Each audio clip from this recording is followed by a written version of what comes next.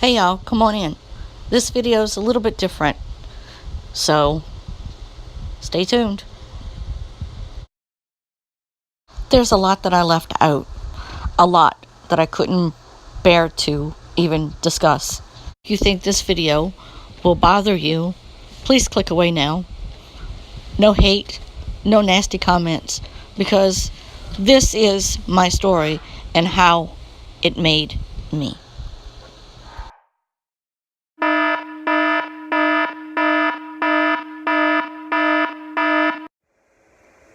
Hi guys, EmeraldGypsyHeart here, and we're going to entitle this today as Vlog My Life.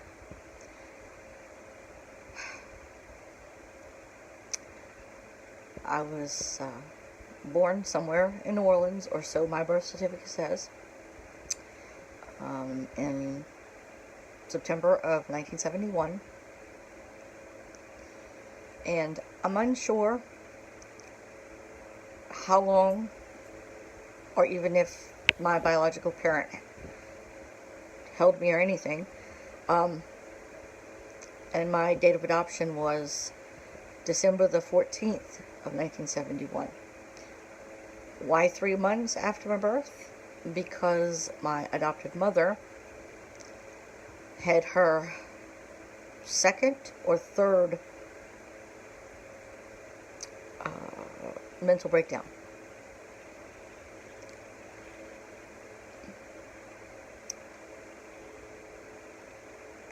When I was 5, in 1975, I wasn't quite 5, they discovered, after having, let me start this over. Hi guys, EmeraldGypsyHeart here, and I'm entitling this vlog My Life, because I don't feel like drawing it, and I don't draw so well anyway.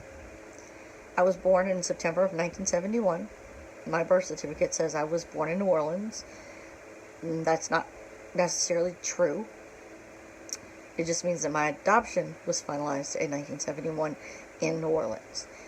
I did not go directly from being born into my forever home.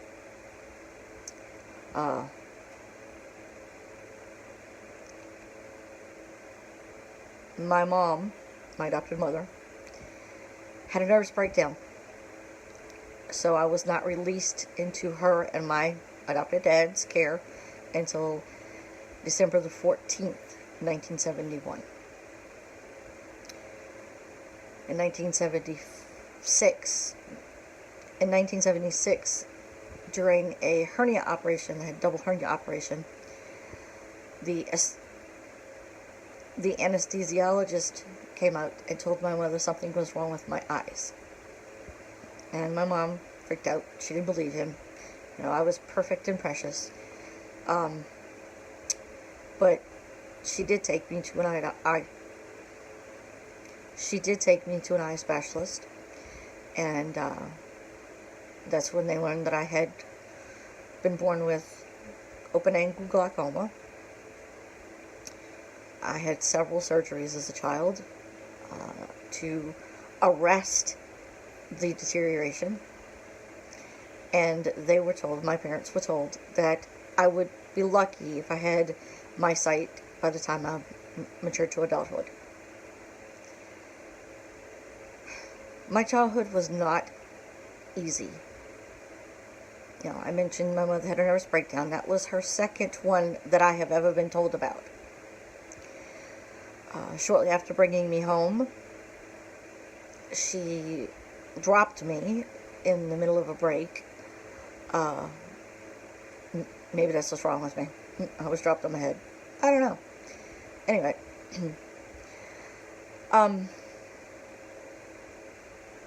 I thought my childhood was normal. My parents are older than my peers' parents. My parents were 10 to 20 years older than the parents of my school friends. So I wasn't allowed to have sleepovers. I wasn't allowed to have anyone in the house, even if my mother was home. was not allowed to have what today they call play dates. No one could come in. And, you know, I kind of was like, well, okay, it's just my mom. She's quirky that way. My parents fought a lot.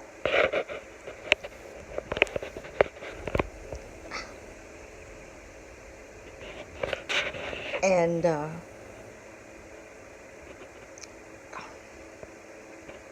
knowing what I know now, I kind of see why my dad was the way he was. My dad was unfaithful. Hi. Say hi to the people. Say hi. Oh my goodness, you need some Skechers? Okay.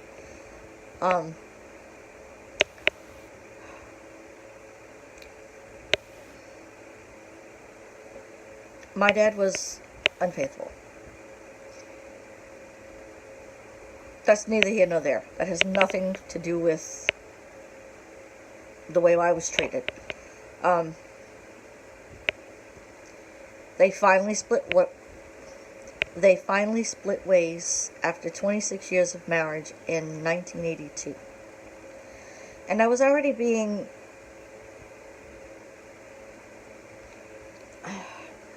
mistreated. And at the time, it was, 70s and 80s. You didn't meddle in the affairs of families. And, hang on, he wants under the covers. I don't know why, it's like 80 degrees in here. Okay. When they split in 1982,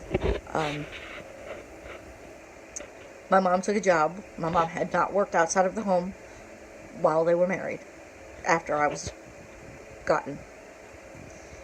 And so my mom had to go back to work.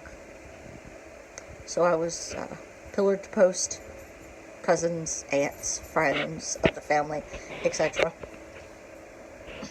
Will you lay down? You're a pain in the butt.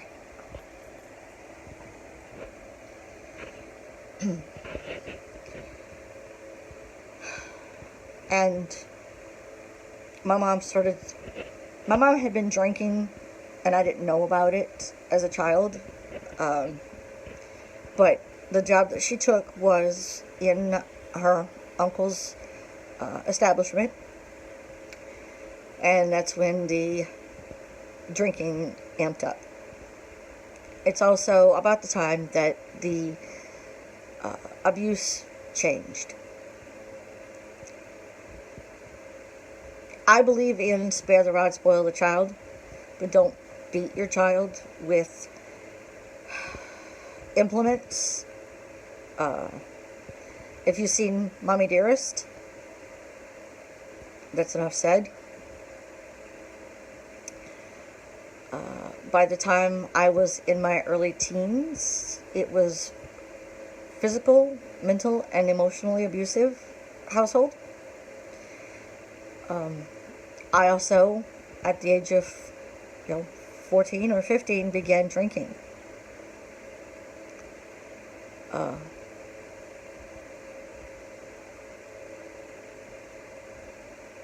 I was craved attention. I craved attention because I wasn't getting attention from my mother. My mother would bring, I wouldn't say random guys because, was not quite that way, but she used to give the house keys to, other people. And one day I got up and I could hear the shower running, and it was my mom was at work, and there was a gentleman in the house, and he became, he got forward with me, and so I left the house. I went across the street. He told my mother that I had made the advancements. I'm 14 years old. I was also already physically matured. Breasts, hips, menses, etc. And my mother believed him. And my drinking, her drinking, and her violence got worse. At 15, I was minding my own business, doing my own thing, going to school. She had given me the chance to get a work permit. And so I would get up in the morning, shower, get dressed, go to school, get off, go to work, get off work, and then older friends would pick us up, several of us up, and we'd get trashed. And I would walk in the door. Again, my mom worked at night. My mom didn't get home until 7 a.m. So at night at bedtime, which was 10 o'clock, I had to put the living room phone off the hook. And so I was, free to do what I wanted, basically, because there was, nobody was going to rat me out. Then I would, stumble in at dawn, get dressed, get in the shower, change. My mom would come in. Oh, you look tired. Blah, blah, blah, blah. And I came home from school one day, and she was in a rage. I don't know what the rage was about. I never did learn that. She started screaming and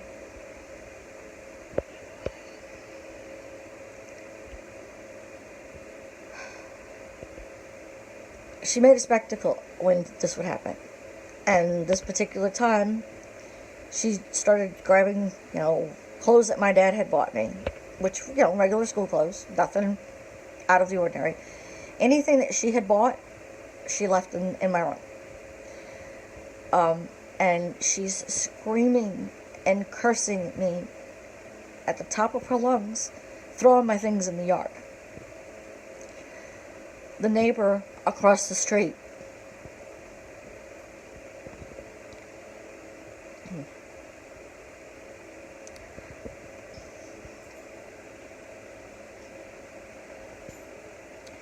called my dad at work, because my daddy had to go to work for 3 o'clock in the afternoon. And the neighbor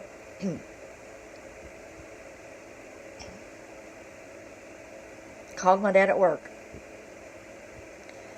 and then hung up the phone and called my paternal grandparents, my mother's father and his wife, my grandma Bobby. And my grandfather had brain damage. He had had several strokes in his life due to accidents and injuries, etc.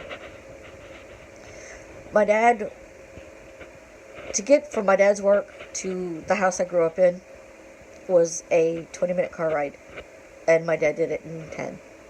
My grandparents and my dad pulled up almost simultaneously, and my mother is screaming at the top of her lungs.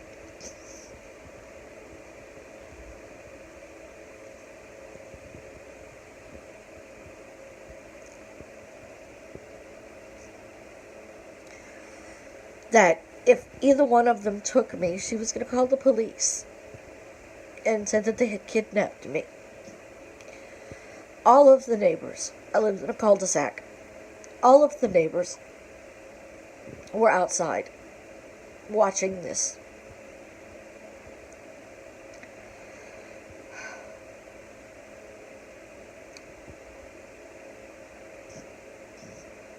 So I had gone to stay with my grandparents for a couple of days.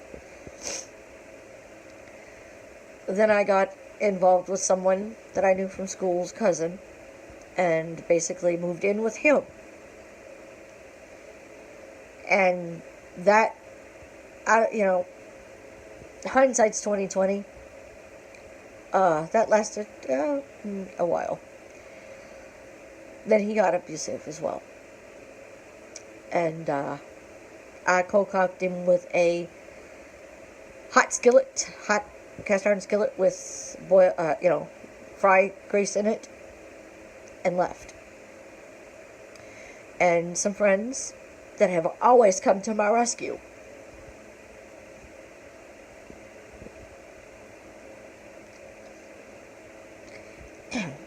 hid me from not just my mother, but to protect my dad.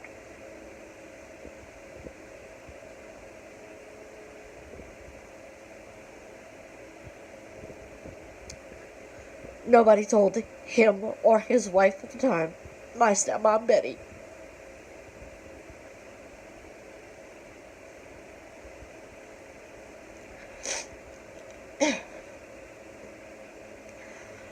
Where I had gone. So that, if mom tried to start a stink, my dad wouldn't have to lie. Well, in the meantime, I had gotten pregnant. I didn't know I was pregnant at the time that I met my first husband. I met him in October of 1988 and was 2 months pregnant when I met him from someone else who was a friend's sibling, brother. And my ex-husband was for whatever I had decided I was going to do. If I was going to keep the child, he was okay with it. Well, my mother's high and mighty Catholic family manipulated my mother into bringing me to a clinic. I was, at the time of the procedure, I was a little over 5 months pregnant. And I wasn't completely sedated. I'm 16. I wasn't completely sedated. And I heard the nurse say, "Oh, what a beautiful baby girl."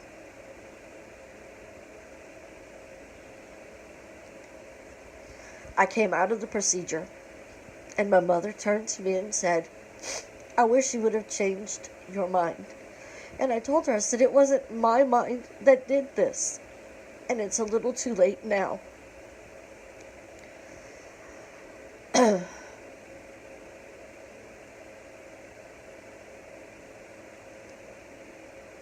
I had just turned 18 in 1989, graduated from high school. If it wouldn't have been for my ex-husband, I would not have finished high school. I have to give him props for a few things. And on my mother's 50th birthday in 1990, I told my mother that I was going to marry my now ex-husband. I was 18, he was 21. And her birthday, I told her, we're getting married next weekend. And because I was never this one that wanted this big, fancy, church wedding. Never was my thing. Got married in a civil ceremony. Reception at my house. At my mother's home. And everyone, because we had gotten married so quickly, and I did that for a myriad of reasons, which aren't important, they thought I was pregnant again. So, my ex-husband and I got married February the 17th of 1990. And he never told his parents or any of his family that he was getting married. They had met me. I'd spent time with them in Mississippi. But they didn't know that we had gotten married. His sister had called our apartment several times, and I had answered the phone. And she'd always, "What are you doing there in the daytime?" "Oh, I'm just hanging out, His dad had a heart attack on September the 8th of 1990, 2 days before my birthday, my 19th birthday. And my mother put us on a train because this is his father who had a heart attack. And that's how his parents found out that he had gotten married. Like I said, my family thought that we had gotten married because I was pregnant. My oldest son was born almost 3 years after our wedding. And he became his own kind of violent. Mental and emotional and physical abuse as well. When our oldest son was 8 months old, he decided that he wanted to explore his sexuality. Okay. I had already done my exploration of my sexuality. Okay. He came from a sheltered home. And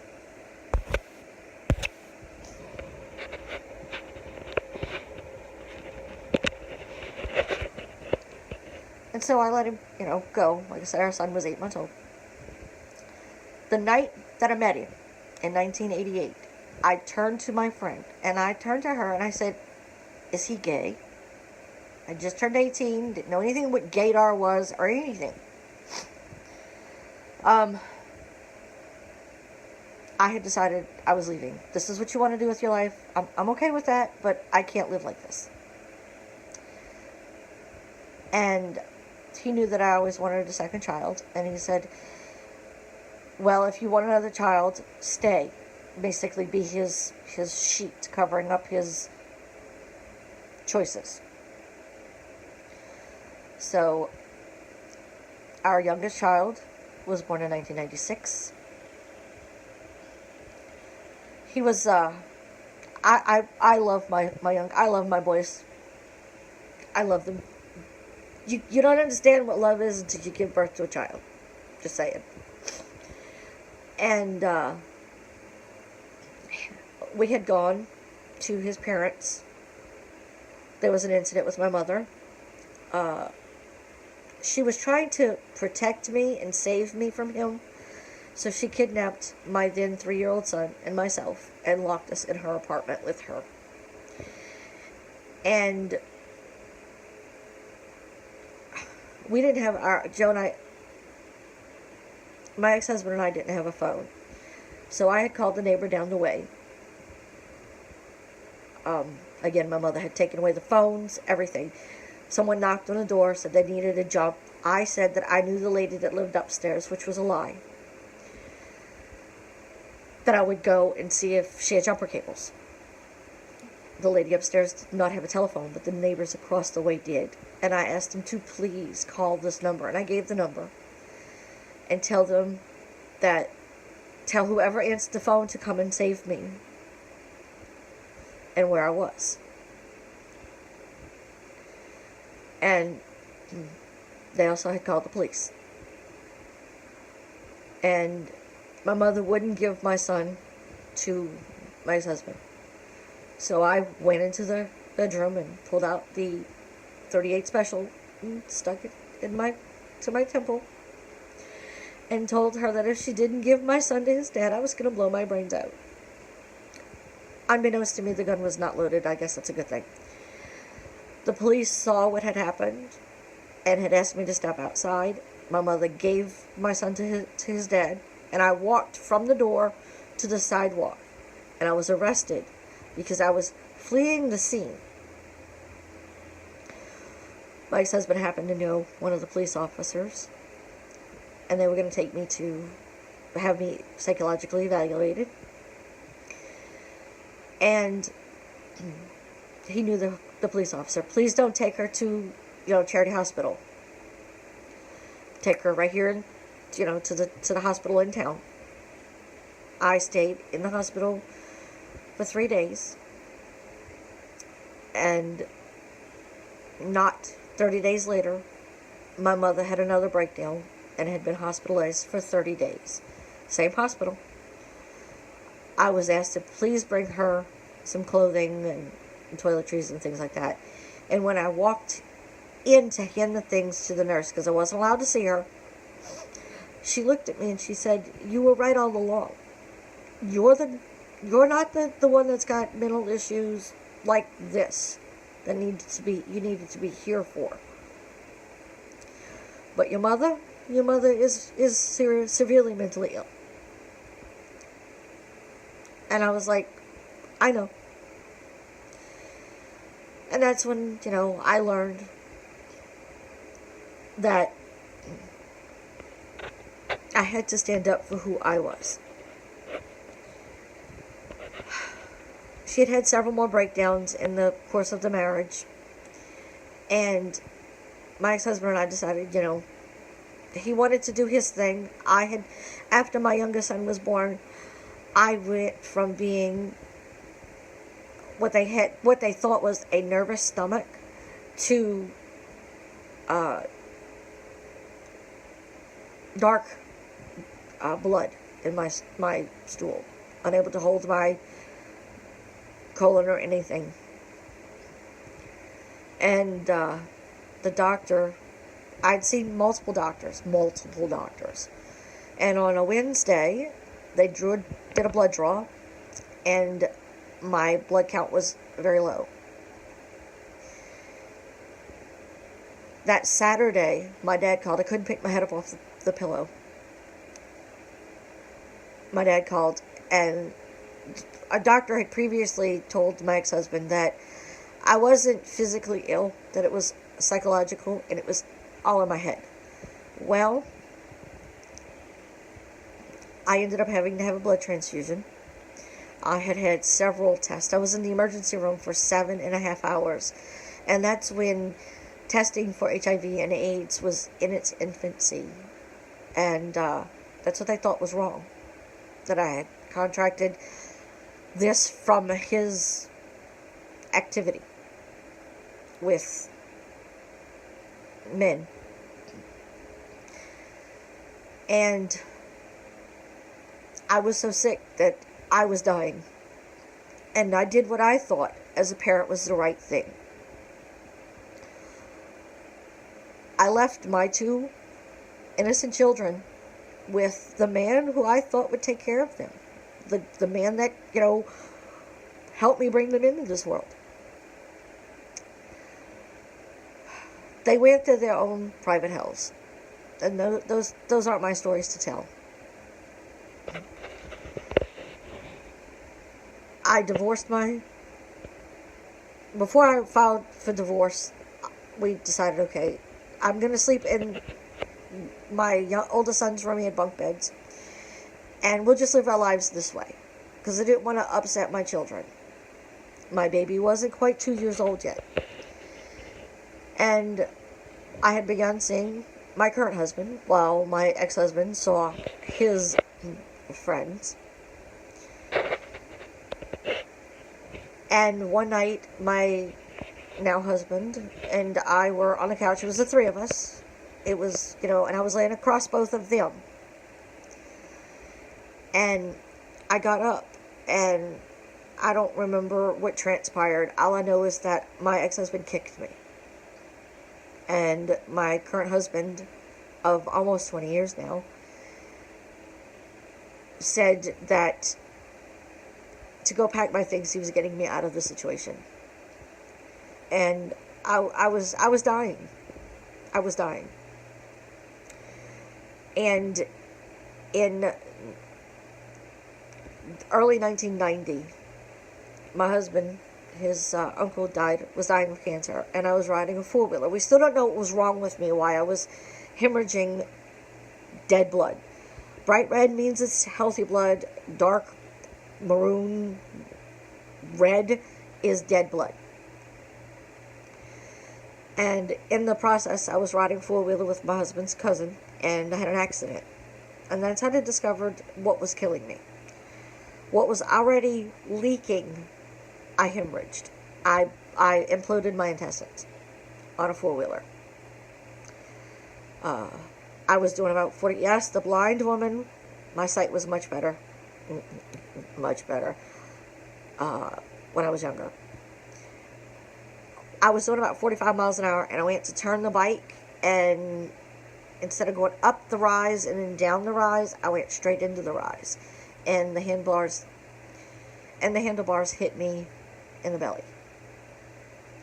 I rode the bike another 45 minutes. They found me passed out in the driveway. Chris decided, oh, she's just tired. So he brought me to the motel where we were staying, because there were 15 people at his uncle's staying. And I got in the bathtub, and all I could do was cry help. So he got me out of the tub and dressed me as best he could and called an ambulance.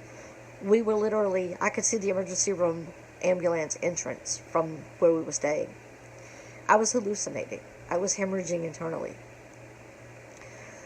And the ER doctor just said, "Oh, you bruised your intestines." No. He said, "I'm going to just order a CAT scan and shut you up." And the little lady that was doing the CAT scan, the tech, comes in with the films and throws the films at him and says, "Asshole, she's dying. She has Crohn's disease. She's hemorrhaging internally." I was whisked immediately into surgery and taking, precautions.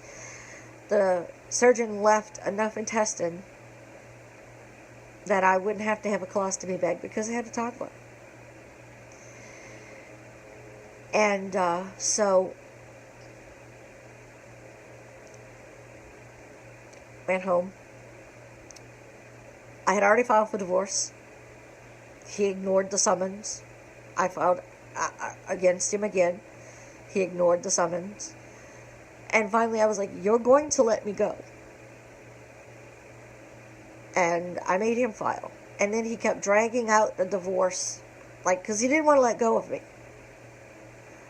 And my dad went to the attorney and he says, "How much does he owe so that I can get this bleep, bleep, bleep, bleep out of my daughter's life as much as I can?" So my dad paid the fees to have the divorce finalized. And my ex was dragging his feet because he knew that I wanted to get remarried to my husband. And he thought that he would drag his feet and that I couldn't do it. And in the state of Louisiana, you have to be divorced 24 hours before you can turn around and get remarried. We divorced in May. I was married in June.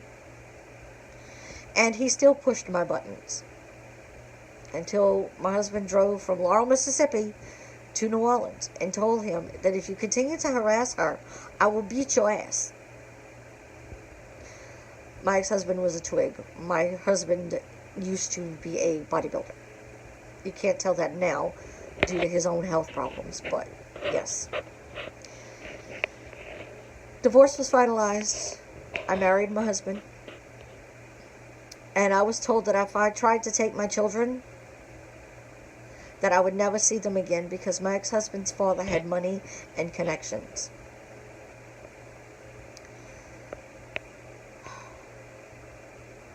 Just think of Mississippi and the connotations thereof. In 2005, a friend flew me from Washington State to Louisiana to pick up my children for the summer. My daddy put us on a plane. And he told me, he says, "Don't come back with them because my parents would watch my children." And my parents ended up living together because of my mother's mental illnesses.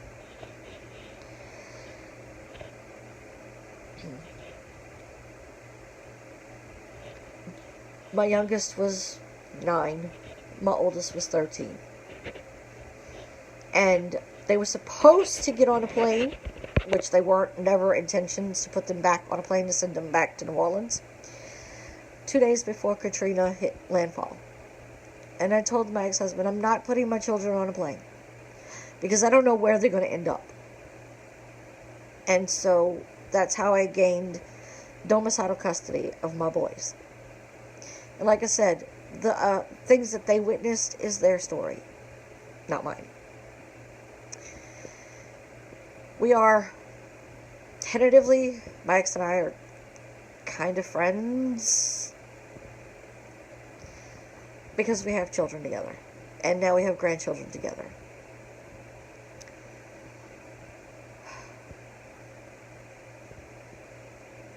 And that is vlog my life.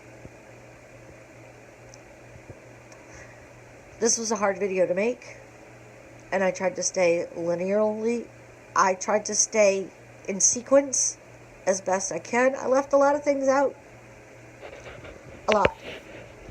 But if you saw yesterday's video and the episode that my husband had with my mother, my adopted mother,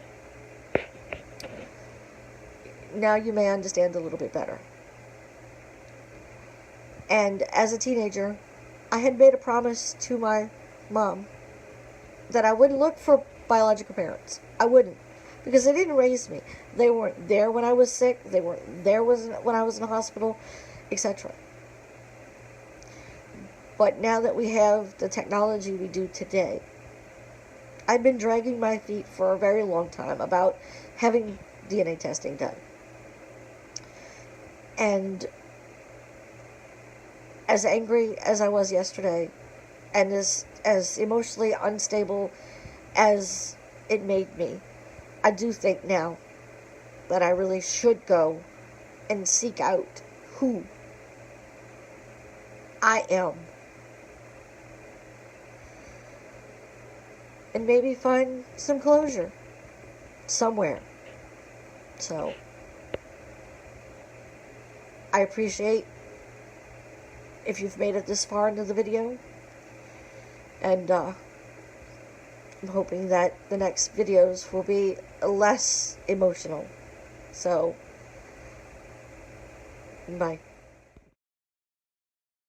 Here's to a brighter tomorrow. I know this video is a little tough to watch, but better videos coming, I promise.